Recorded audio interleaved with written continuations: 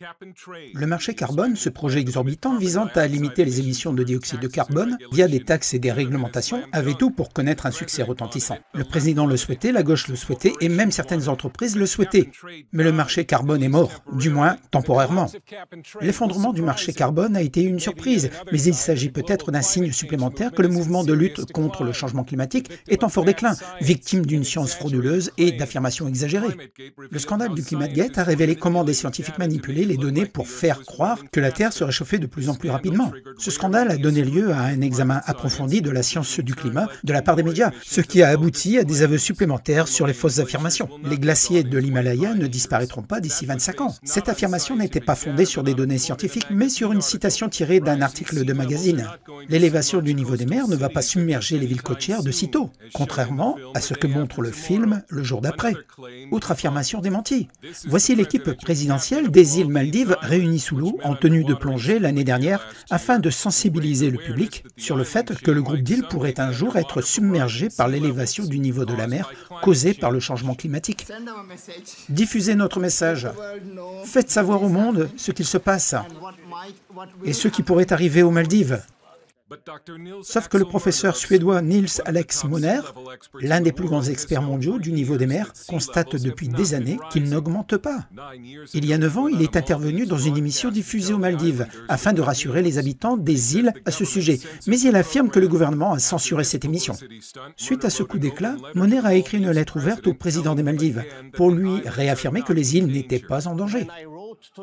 Suite à ma lettre ouverte au président, pour essayer de le persuader et d'au moins considérer ces éléments qu'il aurait dû accueillir avec joie s'il avait été un bon dirigeant, mais il n'a même pas répondu. Mais ce n'est pas la seule fois où Moner a été ignoré. Lorsque les Nations Unies lançaient de terribles avertissements sur la menace de l'élévation du niveau des mers, elles ne tenaient pas compte des recherches de Moner. À l'époque, j'étais président de la Commission internationale sur l'évolution du niveau des mers et des régions côtières. J'étais à la tête d'un groupe de 400 scientifiques du monde entier, mais aucun d'entre eux n'a été consulté. L'un des plus grands météorologues américains, Joseph Daleo, qui a participé à la création de la chaîne Météo, affirme que la méthodologie utilisée pour démontrer le réchauffement climatique n'était pas scientifique. Les stations météo sont mal positionnées et les données sont sélectionnées à dessein. Les relevés de température sont malheureusement biaisés, en particulier en ce qui concerne les stations. Leur emplacement est très important et il a été constaté que 90% des stations sont mal positionnées et qu'elles ne répondent pas aux normes nationales. Elles présentent toutes un biais. Alors que les Nations Unies s'appuyaient sur des données scientifiques erronées, l'organisation alertait sur les dangers du réchauffement climatique. S'il vous plaît, sauvez notre monde. Qu'il s'agisse d'une pluie d'ours polaires dans ce spot sur le changement climatique, où il est suggéré que les ours meurent parce que les gens qui prennent l'avion réchauffent la Terre et font fondre les icebergs, ou qu'il s'agisse d'animaux attendrissants poussés au suicide, irrémédiablement déprimés par le changement climatique, le monde a été soumis à une campagne médiatique démesurée afin de lui faire accepter l'idée que le changement climatique est le problème numéro 1 de la planète. Néanmoins, les inquiétudes à ce sujet ont diminué dans le monde entier et le changement climatique a récemment été classé en dernière position sur la liste des préoccupations des Américains. Mais cela n'empêche pas la Maison-Blanche et les Nations Unies de continuer à affirmer que le changement climatique est une menace pour l'humanité, que le CO2 est néfaste et qu'un marché carbone est nécessaire.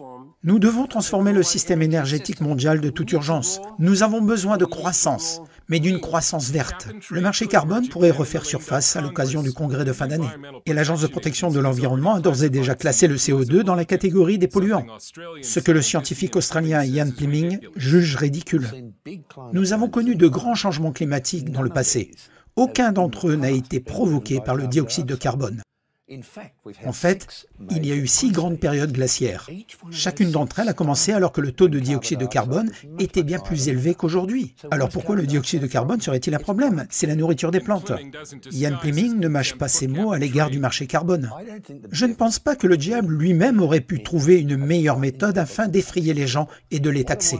Quelle invention merveilleuse ce marché carbone, qui va permettre de vous faire culpabiliser de profiter d'une vie confortable à l'occidental. Puis ils glisseront leurs mains dans votre poche et ils en sortiront tout l'argent qu'ils pourront trouver. C'est ça le marché carbone. Cela n'a rien à voir avec la science. Les républicains affirment que le marché carbone pourrait coûter 3 000 $ par an à une famille moyenne. Les principales organisations environnementales de Washington, dont aucune n'a accepté de figurer dans ce reportage, seraient furieuses de l'échec du marché carbone.